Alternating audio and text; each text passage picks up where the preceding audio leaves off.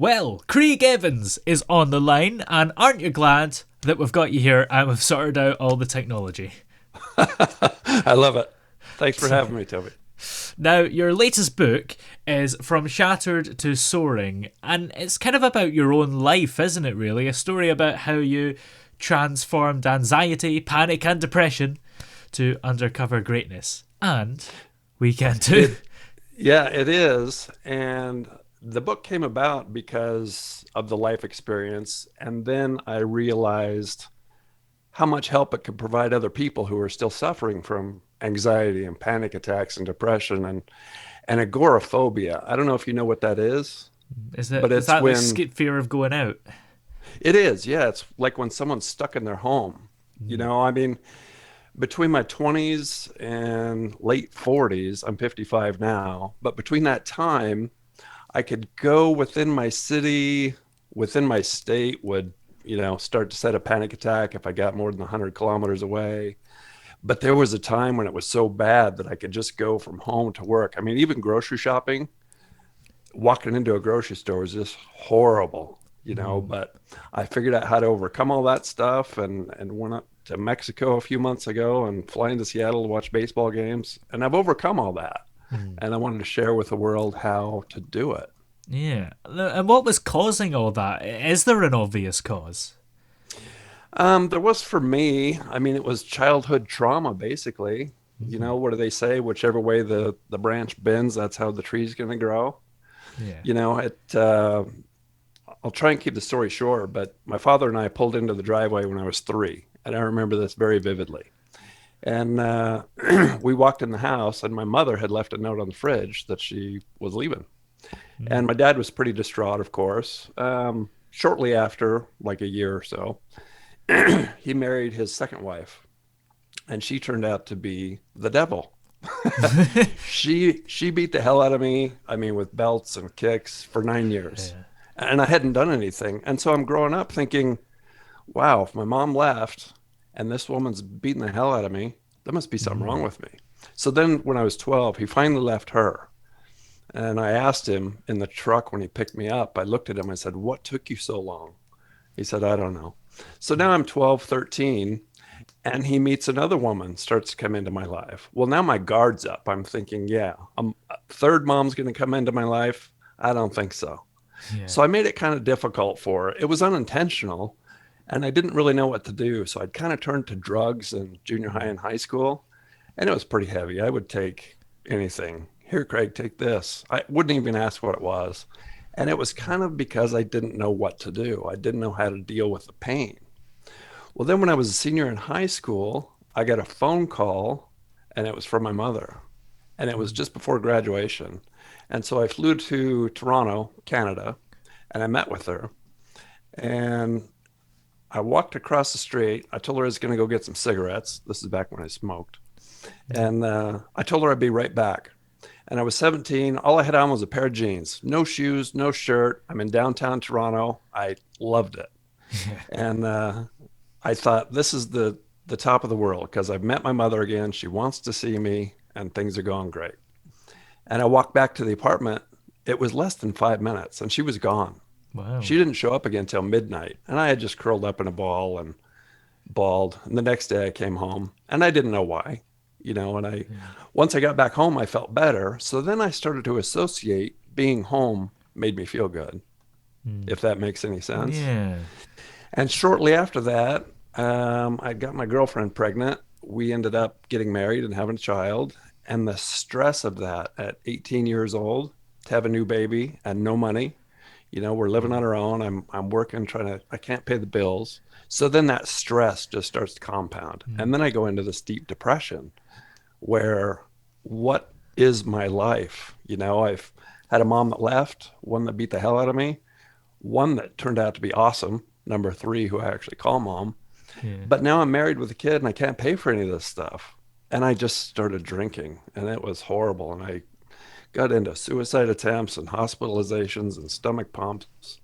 And then when I was 30, that turned around, but all Mm. the anxiety and the panic was still there. And then I lost 60 pounds in 6 months, and it turned out to be cancer. And I'm 205 pounds now, but I was down to 125 pounds. I'm 6'2". So I was just bones, you know? Mm. But after the surgery, my wife said she was sleeping with a neighbor. So we got a divorce. And I thought, this can't get any worse. Yeah. But I was still stuck with the anxiety and the panic. And then the agoraphobia started to set in. But I would still stay in a circle of about 5 miles, you know? But Yeah. so that's kind of what caused it. And then I spent the next 20 years working my way out of it. And I suppose there's a lot of people who like being at home and just sitting at home in the evening watching the telly. They don't really want to go out. But obviously there's a difference between that and agoraphobia, right? Because you don't want to diagnose people that are perfectly fine. Very much so. I mean, yeah, just as much as anybody, I like to sit home some nights when I'm tired and watch Netflix. Yeah. But there's another part of me that wants to travel the world and see things I've never seen before. And I always wanted to do that. You know, my grandparents bought me National Geographic growing up, and I flipped through looking at all these exotic places. I wanted to go see those things. Yeah. And so I always had that pull that I wanted to get out. And so, no, sitting at home watching football on Saturday doesn't mean you have agoraphobia. Yeah. It means if you go to the grocery store and just the mere thought of it sends shocks of terror down your spine, you know, or a panic, it's kind of bad. But Yeah. no, I got through it, and I've never been in better health in my life. So. So what are the best ways to get through it? Does it depend on each person? No, it's kind of the same. Oh. Regardless of what you've been through, and this is what I like to outline in the book, each chapter I summarize. So even though my life seemed to be like hell, you know, I used to think everyone had the same amount of pain. Now I know Yeah. some people have had it worse than me, but most not so much. And at the end of each chapter, I have a takeaway. You know, what did I learn from this really? Did it make me Yeah. stronger? Did it make me more resilient? And it did. There are positive takeaways from each of those negative experiences.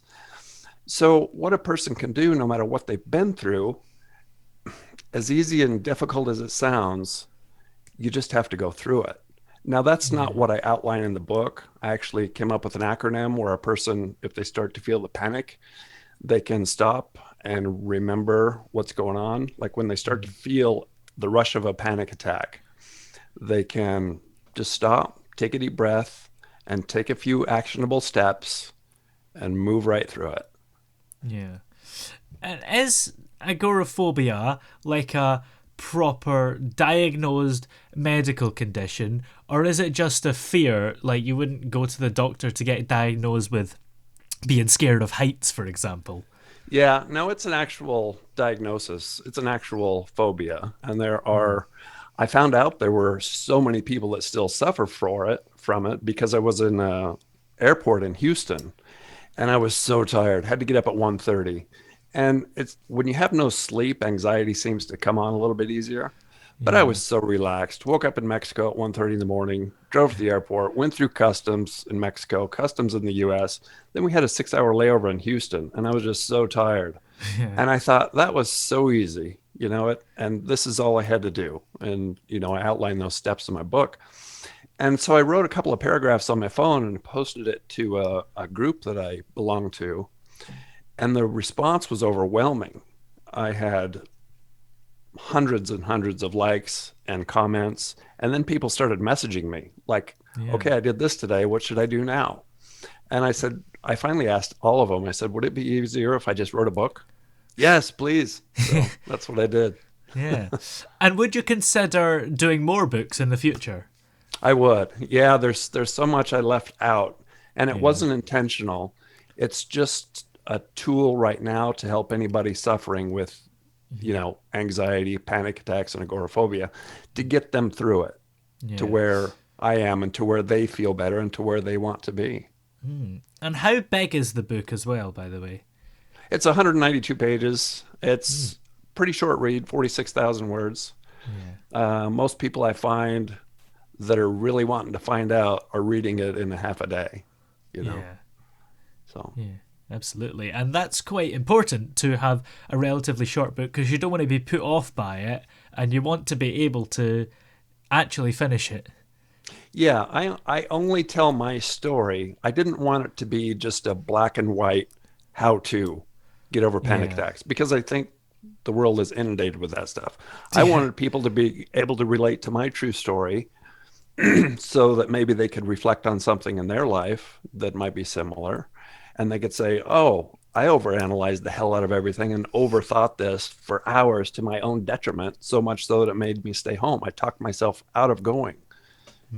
So I only tell the story, my story in each chapter to give the reader some direction as to where I've been and more than likely where they are.